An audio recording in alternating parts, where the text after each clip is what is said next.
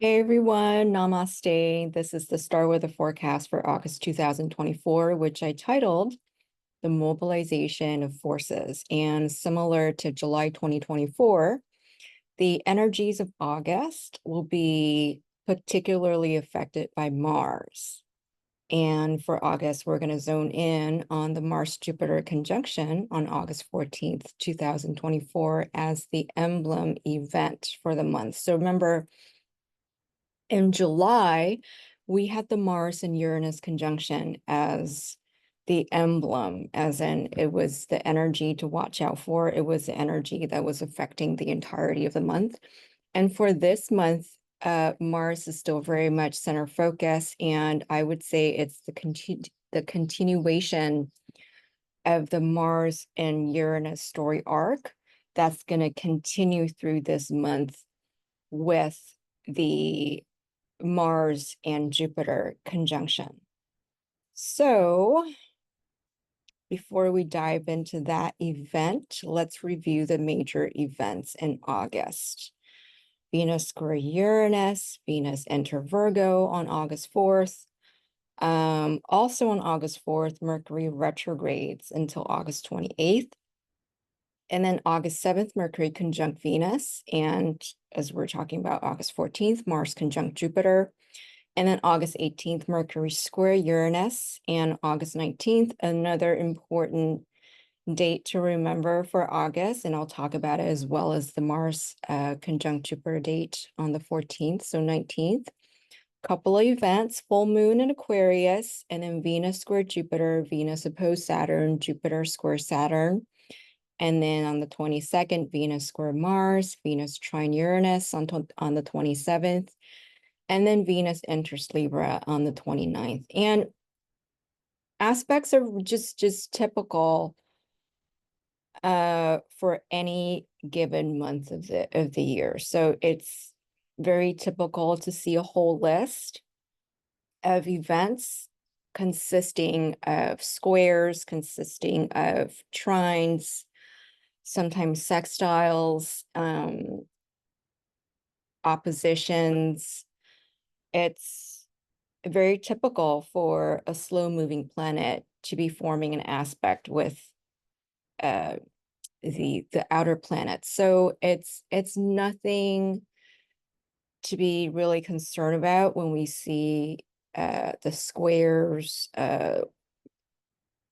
something square something, something oppose something, or even trining. They're all sort of very reflective of the day-to-day. Sometimes we feel great, everything is flowing, and sometimes we're given a little bit of challenge here and there. Again, it's not something to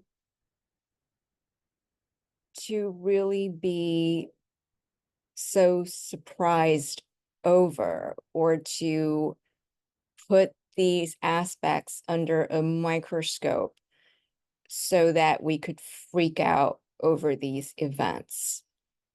I keep telling others that humanity has survived for such a long time without astrology, and some people have thrived without astrology. So by no means I cannot sit here,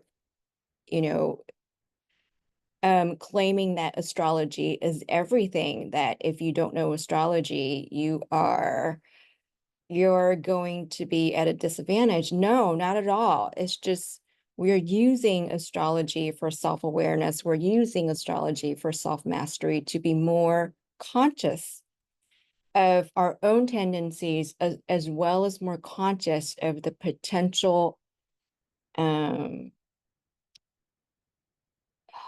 astrological weather, which is the underlying energetic flow that is out there, so that we can become more aware of the potential reactions that we may have when we're dealing with other people in our environment.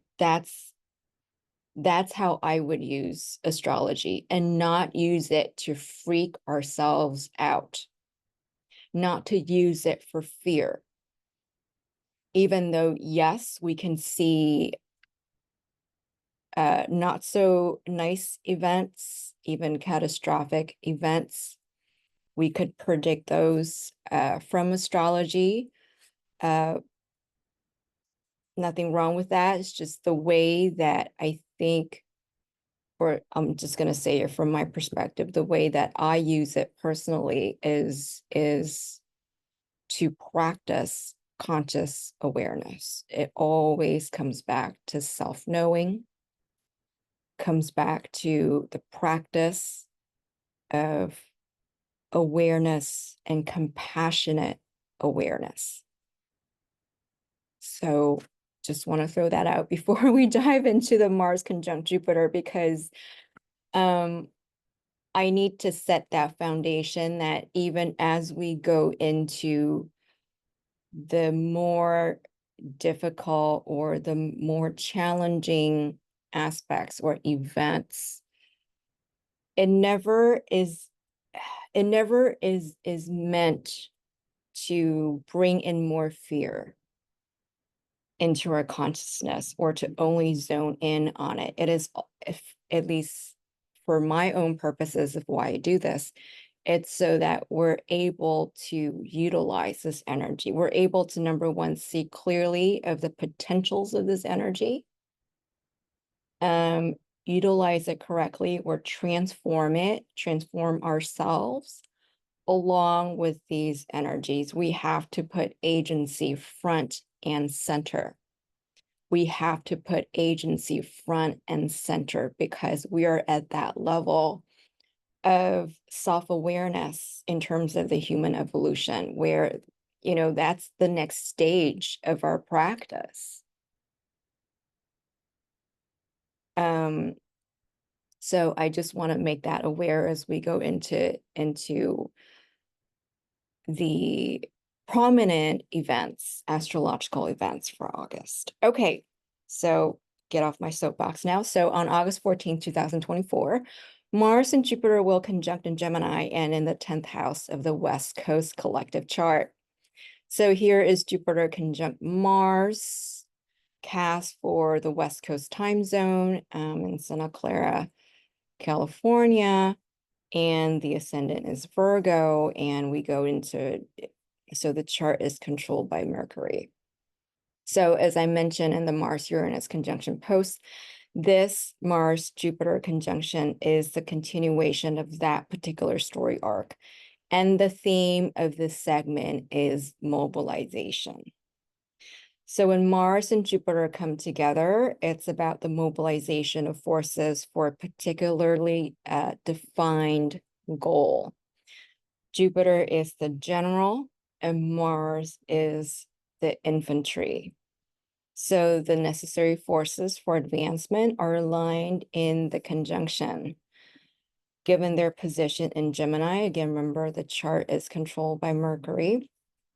And the event in question, Mars and Jupiter also looks to Mercury as they sit in Gemini. And because they sit in Gemini, we can surmise that no matter the circumstance, it would be about strategically placing oneself to benefit in business and commerce and anything transactional. And also they sit in the 10th house in the collective chart. So it really has to do with how we're seen in society, but I'll mention that further on. As Mars Jupiter looks to Mercury and Venus in Virgo in the 12th, as I mentioned, there we go. Saturn in Pisces 7th. So these two are also related to Saturn Pisces, or rather this conjunction, because Saturn sits in Pisces, and Pisces is ruled by both Jupiter and Neptune. So this conjunction is also related to Saturn and Neptune. So Saturn Pisces 7th and Moon and Sagittarius 4th both look to Jupiter. then to Mercury and Venus. We see strategic alliances made and perhaps rekindled in order to protect a foundational ideology upon which one bases their sense of security. And because Mercury Venus is in the 12th house, the alliance could very well be a past adversary turned current friend in order to secure the territory. So it's, I don't want to say it's militaristic, but it is certainly very strategic. It is territorial. It is trying to gain territory, no matter if it's in terms of like sales territory, or in terms of popularity, or in terms of actual territory, geopolitically actual territory. It's very territorial. And we see this strategic alliances coming in together in a very, what is another word for militaristic? Yes, in a militaristic way, but also in a very practical way, where the goal or what defines victory is very clear in this case, especially when Mars and Jupiter come together. They know it's right there. It's clear as in black ink on paper. They know what they're shooting for. They know the goal. And in Gemini, they're clever about getting there. This is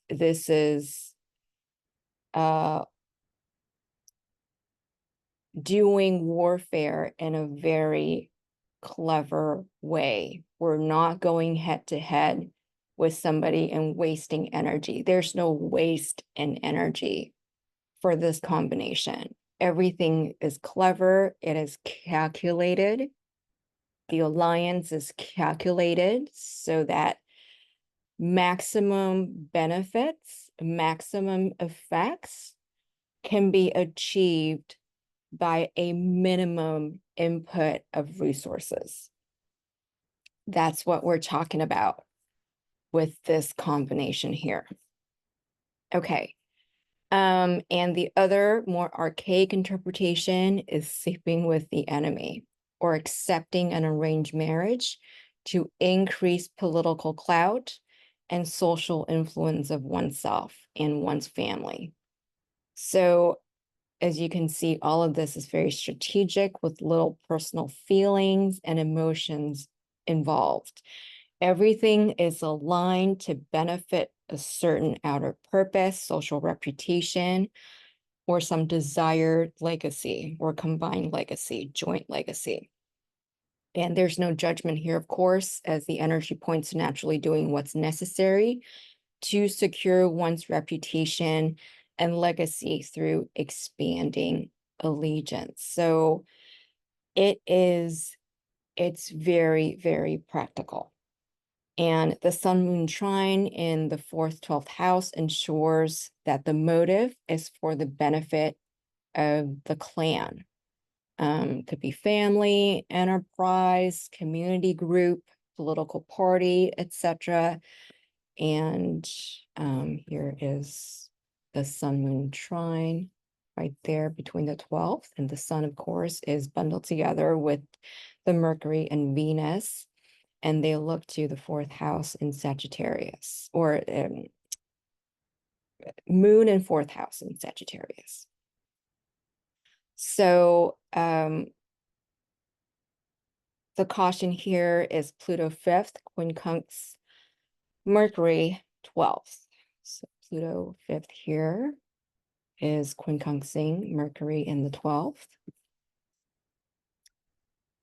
So this means we have to ask, are we in full awareness of the fine prints of this power alliance? With Pluto still in retrograde motion, going back to Capricorn before moving forward and staying in Aquarius for the foreseeable future. The suggestion is to leave some wiggle room for future flexibility, because not because either parties would actually act out of malice, but that circumstances might force this alliance to shift again down the road. And that's once Pluto completes the retrograde for the year and comes direct October 11th in Capricorn, and then ingress Aquarius again on November 19th. So that you'll see these dates sandwich the USA presidential election. So we might expect shifts in alliances before and after the elections.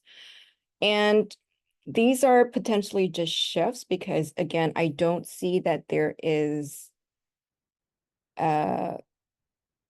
there's malice in wanting to shift things around, meaning the partnership might and may still stick. It's just maybe the target is going to be tweaked. The power structure is going to be tweaked, or the legal contents, the contracts of this alliance is going to be tweaked, something like that. And it could be a happy tweak. I'm not trying to jinx it. I don't see necessarily negative results coming out of these adjustments. It's just to make sure that you are not fixated on a particular format in this alliance, because things will shift. Okay, and in other words, there's an undertone of fated romance in the Mars-Jupiter conjunction chart, with overt signs of compatibility and foundational ideals, partnership expectations, and mutual willingness to do the work. The temptation is to seal the deal right away. And with Uranus fanning for spontaneity and Sun change in the 9th house, Uranus here in the 9th house, again looking to Venus right there, sitting pretty with Mercury, which is the chart ruler.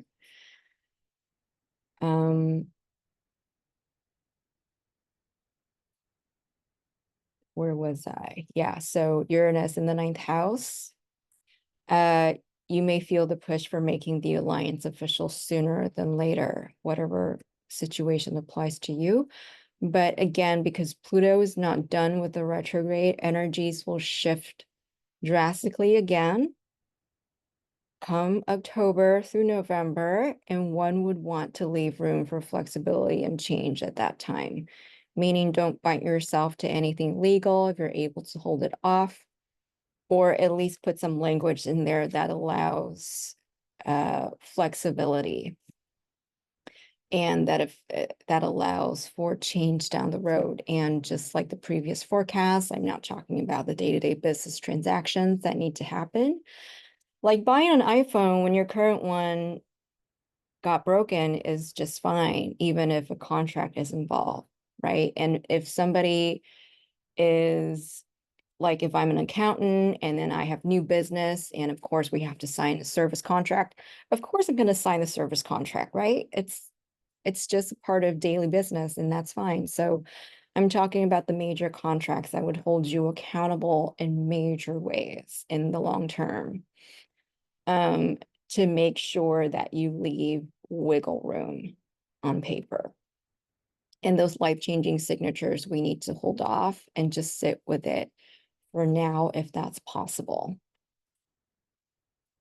So yes, mobilize for any sort of alliance as you see fit to secure your placement in the world and safety at home.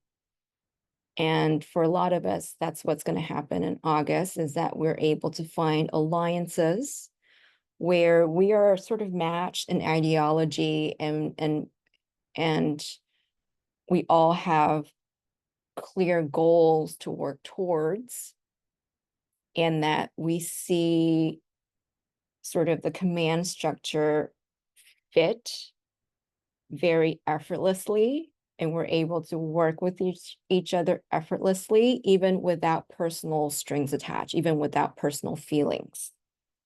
That's what's not present in the Jupiter and Mars conjunction event chart, is that the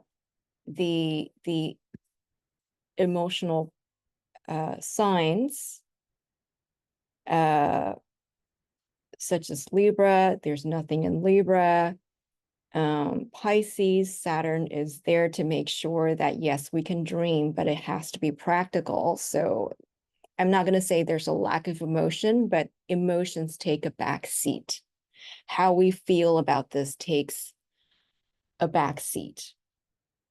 Nothing in Cancer, and the only thing is fourth house, foundational security. And yes, nothing eighth house. There is Mercury and Venus in the 12th house, but because the sun is there, I'm really not interpreting it as feeling, but more interpreting it as, it's a service. The only place where feelings would come in is when we're actually in a mental state, a feeling tone, emotional tone of service towards our community, towards our sense of inner security and inner foundations. And sometimes those inner foundations are tied to communities, are tied to even our corporate structures, tied to our community groups. However it is that you define your inner security, or whatever group that you tack on to gain that sense of inner safety. That's the only place where we really see the emotions get involved under this chart. So for August, it's not very touchy-feely, especially, it's a Virgo. It's a Virgo chart, Mercury dominant in the sign of Virgo. It's, and Venus detriment in Virgo. Nothing wrong with it. It's so service oriented that, we're serving ideology. We're serving what's best, what we think is best, ideologically, what we think it's best for our community, for this, the foundational safety of my clan, of my family unit. We mobilize for that. And we anchor those alliances. We commit to those alliances to serve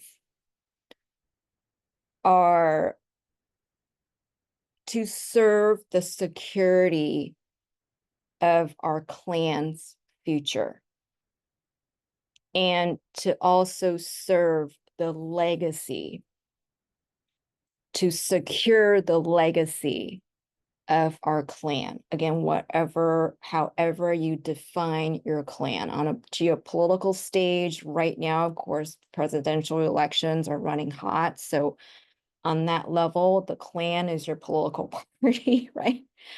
And on a personal level, it could be family. On an Olympics level, it's your home team, it's your country's team. It's like, for the glory of the country, you would have to be teammates with someone you hate, or you have to be teammates with someone who used to be your enemy. This time you're like, I don't care. This is for the best of everybody. I'm just going to go for it. We're a team because we're serving the same family unit. That's what this is. So for August, this is a very, very strong theme. Pulling together forces for the greater good. Now, if we pull this towards the geopolitical conflicts that are currently going on, it's we can go into your prediction and forecasting, and it may not look pretty, but again, I want, at least is how I use astrology. I want astrology to be about how we can actually use it to affect our personal lives so that we stabilize ourselves first, that we're able to properly learn how to use this energy on a personal level first. And from the personal, we affect the local. From the local, we're able to affect the regional. From the regional, we affect, on a broader scale. And this idea is not original. I got it from Rick Levine. I forgot what he says, but I love him. He's great. And that's how I also use astrology. It's so that we could have an effect. We could claim agency on our personal lives.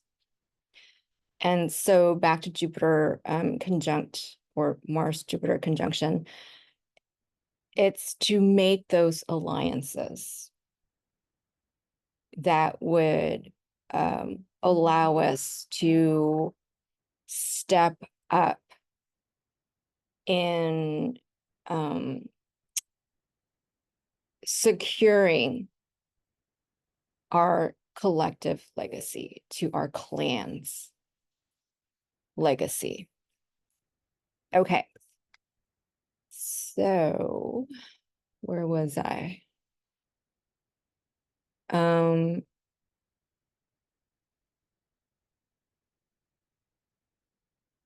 So mobilize for any sort of alliance as you see fit, secure a placement in the world and safety at home. Just remember to keep things fluid, and that you keep the alliance flexible to respond to shifts down the road. And this does not necessarily have to be cautionary.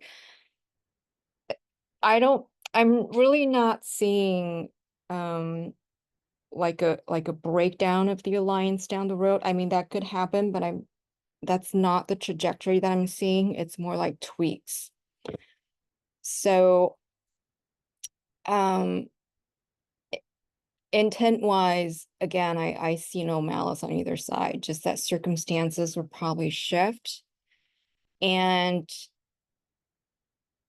even if the alliance remains, it would go through adjustments, which of course can be extremely positive and natural depending on the situation. And then let's move on to August 19th. We see the alliance grinding through kinks, needing to work through different intentions, with the Mars Jupiter now squaring Saturn and Venus in opposition. So these two in the seventh house, now that they've joined hands in the seventh house, they are squaring Venus and Saturn in the third, ninth houses. And to jack up the intensity, full moon happens on the same day to square Uranus. So full moon is just, moon and sun in opposition. So full moon here, squaring Uranus there. So I'm going to talk about what's great first. What's great about this chart is that squares and oppositions are highly manifesting when we put in the work. And we have to remember that the full moon aspect is the aspect of opposition.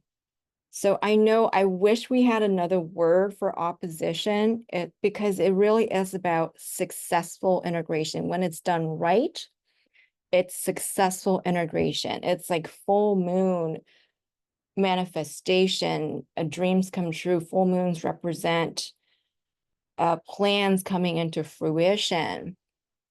And we finally get to taste the fruits of our labor, stuff like that. So remember, full moons or oppositions, just like full moons, are manifesting when we use it correctly, when we are able to integrate the forces together.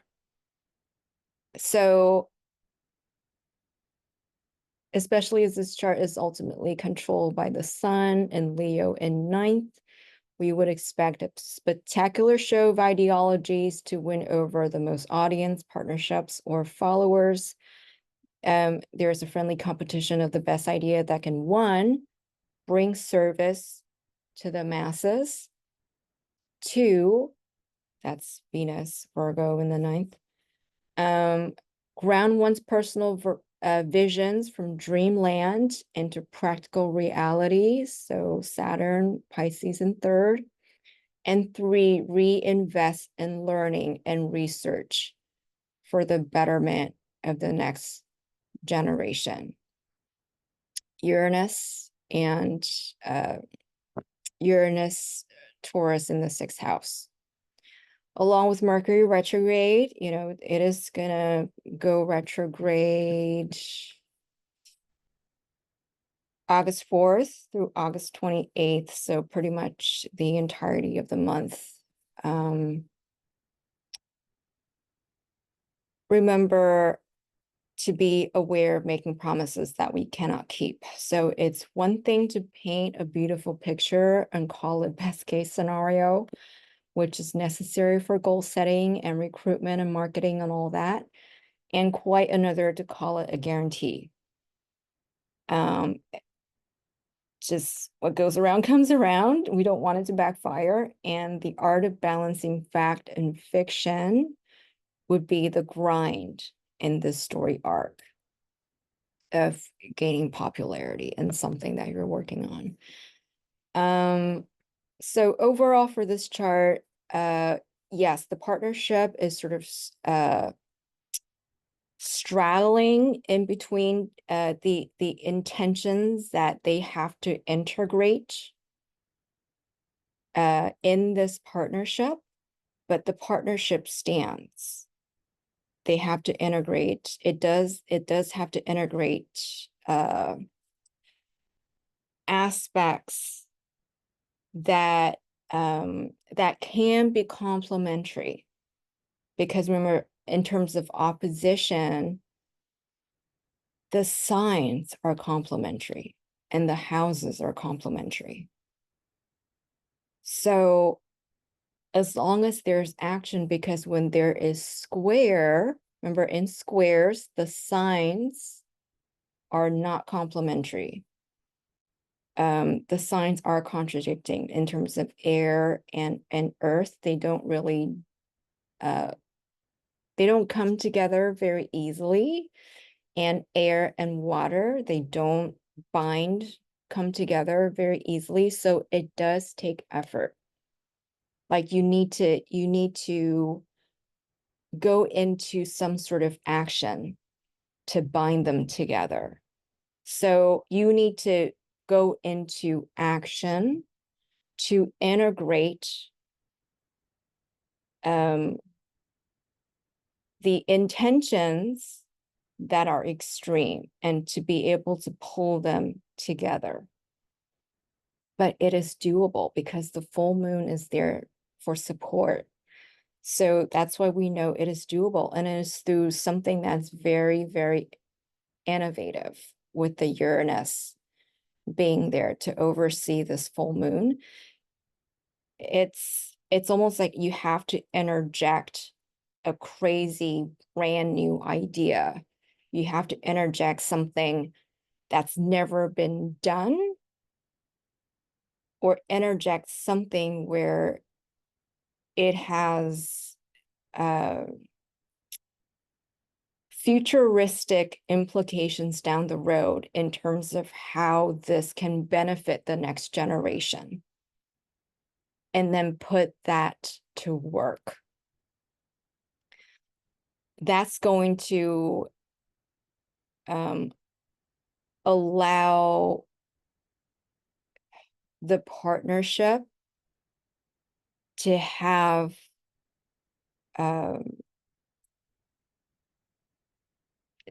an even more refined goal. So it's like you start out with diamond in the rough with this partnership, But then through these squares and oppositions, through really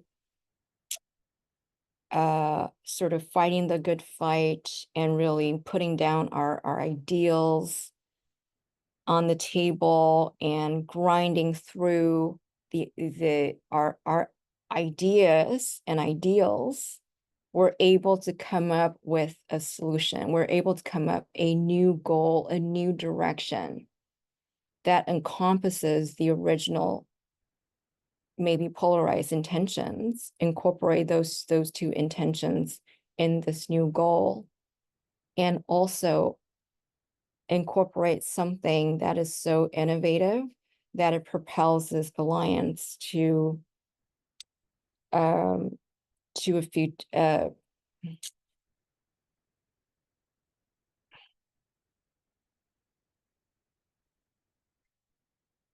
to a solution that has long-term futuristic implications. I'll put it that way. So that's why I say something, just squares and oppositions are tremendously manifesting. You just have to overlook the efforts and the fights and the friction that can come out of it. There is going to be friction, as in you're trying to pull 45 degrees to the right, and I'm pulling 45 degrees to the left, and yet we end up with a direction that is right. That's what this is. Okay, so we end August with a nice Venus-Uranus trine on August 27th. That speaks to an agreeable grounding of some mutually agreed resolution around that time. Then 2 days later, we see Mercury coming out of the retrograde, and we're able to move forward with the new alliance and then the new goal, new direction that we talked about, that we've gained. So while any sort of long-term commitment is still not advised, there's a sense here of reaching common ground enough to wade forward together through any further challenges that come before Pluto finally ingresses into Aquarius for the last time this Thanksgiving. So this is completely in alignment with the energies of the entire year, which is really, number one, remember saying, number one, it really is a year of compassion. We've really, again, it's compassionate awareness. That hasn't really changed, even though we're not seeing a lot of emotionalities in August. It's more of a it's more based on practicality than emotionality, but the basis of compassion is there. It is because we have compassion towards our clan. Remember, Moon is in the 4th house in the Jupiter-Mars conjunction chart, where there is compassion. 4th house is the house of Cancer, which is compassion. It is because we have compassion for ourselves. We care about our foundational security. It is because we have compassion for our clan, that we care about their safety and sense of security, that we mobilize into this alliance, that we mobilize and go into action for the safety of our clan. So, you know, this goes back to the theme of compassion for the year 2024 and the huge theme of partnerships for 2024. 2024 is the year of partnerships. There has been partnership changes and sort of rediscovering what our definition of partnership is, wherever that the theme of relationship partnership is triggered on our charts. It could be corporate, it could be work, it could be personal, it could even be partnership with our nation, partnership with institution, partnership, however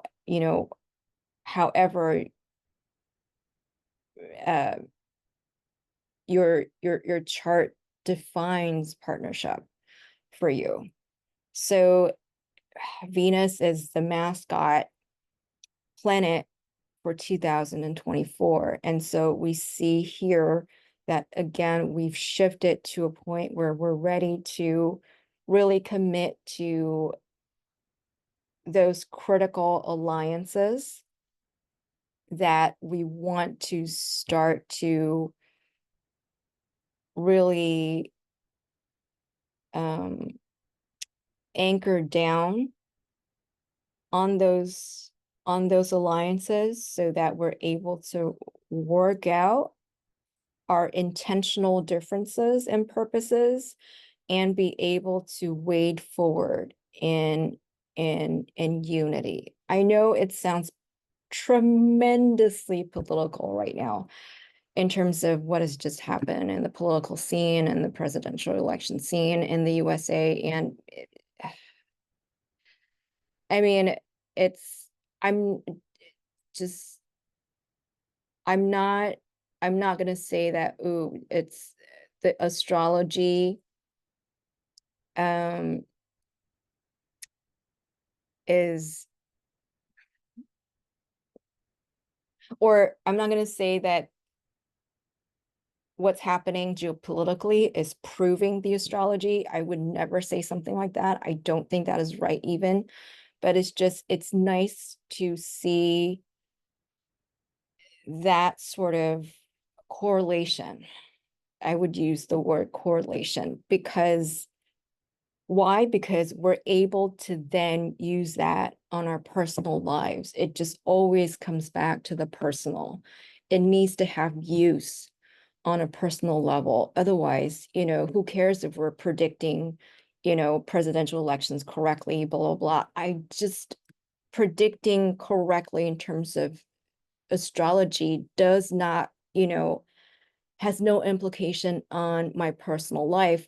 What I need is to be able to use this, be able to reflect on it so that I could use it in my own life in a way that that reinforces a personal will, that reinforces my agency, that reinforces our independent thinking. That's what's important. So, in terms of just what we're seeing geopolitically, what's been brewing and congealing in the geopolitical landscape, we could probably reflect that on ourselves personally as well and see where we're starting to find those alliances who would work well with us to compel us to refine our intents and purposes to even a higher level. So we're looking for partnership where 1+1 is going to be greater than 2, much, much greater than 2, where 1+1 also not only takes care of our current community and current generation, but 1+1 would ensure that we're able to project into further generations, and that we're also able to protect the welfare of our continuing generations. That's what's powerful about this Jupiter and Mars conjunction in terms of the partnerships that would want to come through for us. And literally, if you're a Sagittarius, if you have Sag ascendant, and if Jupiter and Mars is actually sitting in your 7th house, it's actually likely that you may really want to, and you're in a partnership, you may feel the push to seal the deal with your intimate partner. Or if, just as an example, let's see if if you're Aries ascendant, it's potentially possible that you are looking to seal the deal with business partners, because then Mars, Jupiter would be in your 3rd house. So, something along those lines, depending on your own natal chart's ascendant, this may have different effects on you. But overall, the general energy is giving us the opportunity to find those alliances that would work for you, not only work for you to secure your foundations on the short term, but work for you to secure a better future, whatever that looks like for you. Perfect. So let's see, what else do I need to say?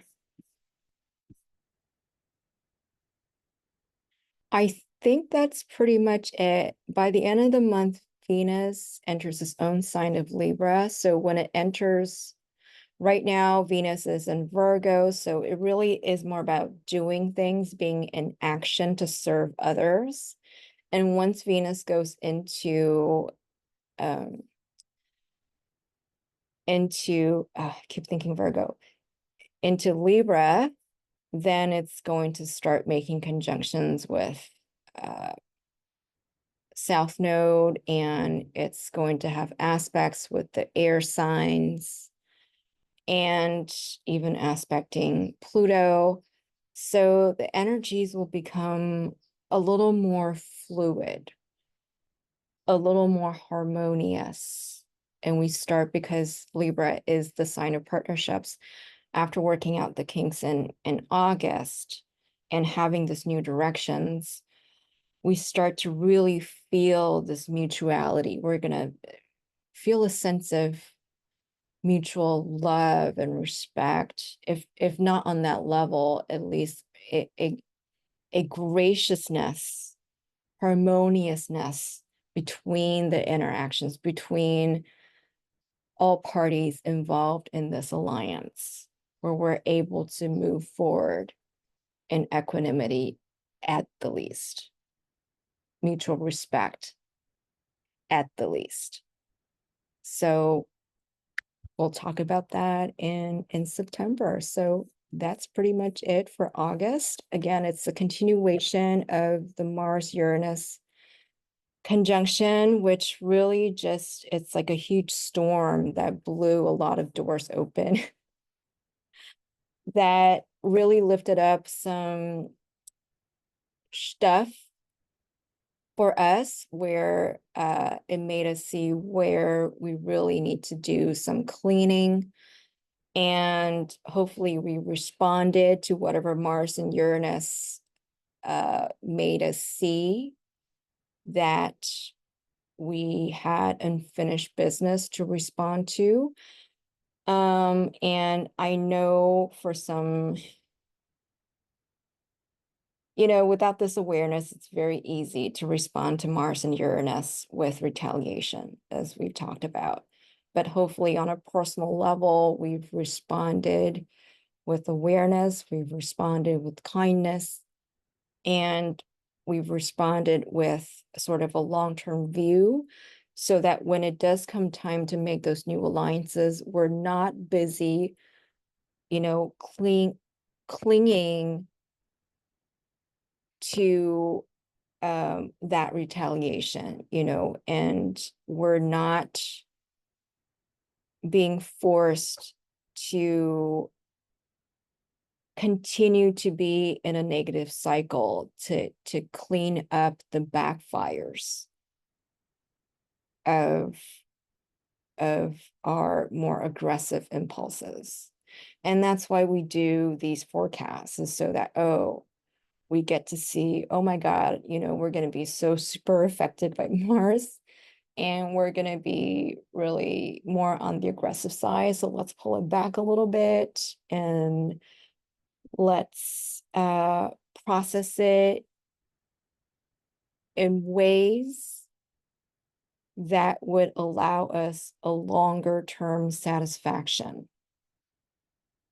instead of always, because if we retaliate, if we go into reaction, we're going to be stuck in this reactive loop. And there's just too many other things that are just so many other things to do in life, that you know, we want to keep moving forward. You know, when it's time to form that alliance with somebody, we want to be clear of our luggage, want to be clear of our baggage, want to be clear of any more reactive gunk, so that, you know, when it comes time to really commit to something, to somebody, to a better future, commit to a better foundational security, that we're able to do so without strings attached. So that's pretty much the storyline of July and August. So hopefully the fruit of July and August will be sweet for us in September, as again Venus goes into Libra, but we'll talk about it then. So I'm gonna go ahead and stop right there. Thank you so much, and everyone, please have a wonderful, wonderful August, and I'll see you guys in another video. Thanks.